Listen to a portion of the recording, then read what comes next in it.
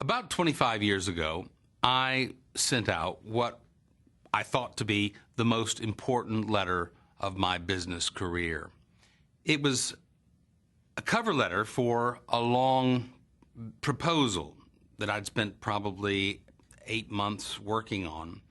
And I was very rushed the day that it went out. I had only a short time to look over the letter before signing it.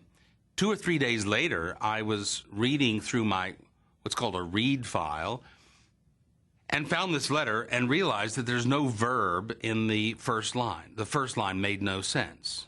And I was absolutely livid at myself, but also at my secretary. And I went out to her and said, "Now, I did ask you to proofread this thing. Did you not notice that there's no verb in the opening line?" And she said, "Oh yeah, I noticed that. I thought it was really weird." I was getting even angrier. "What?" She said, "I showed it to Elizabeth over here." And Elizabeth thought it was strange too, but she reminded me, "You have written those books, A Dictionary of Modern Legal Usage and the Elements of Legal Style. You must know what you're doing." And my heart sank. I realized that people were putting way too much stock in what I had written because I was supposedly an authority. And I decided never again do I want my staff to put that much heed in what I've written just because I happen to write it.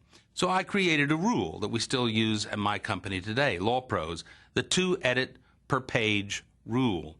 And the rule is anybody looking at a page, a letter, a brochure, whatever it might be, anybody looking at it must find 2 improvements per page. Now, they could be typos that are corrected. They could be other kinds of improvements, sometimes even substantive improvements. What might the writer have said but has not yet said? And a good editor, of course, spots problems and fixes them.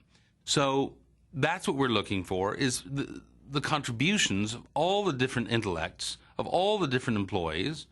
And we also like serial reading. So we get 2 edits per page, but we don't give the same draft to 2 people at the same time. We may give it to Caroline. We get her 2 edits, put them in, and then we show it to Jeff. That's a great way of upgrading the writing of any business and of increasing the skill level of everybody on staff. And one other thing, even though it may seem demoralizing to people to have their writing critiqued in this way, if the role models, if the managers are allowing everyone else to critique the writing, and we understand that this is simply par for the course, you can't get your feelings hurt by that. On the whole, this is a morale-building set of exercises, but it certainly upgrades the work product.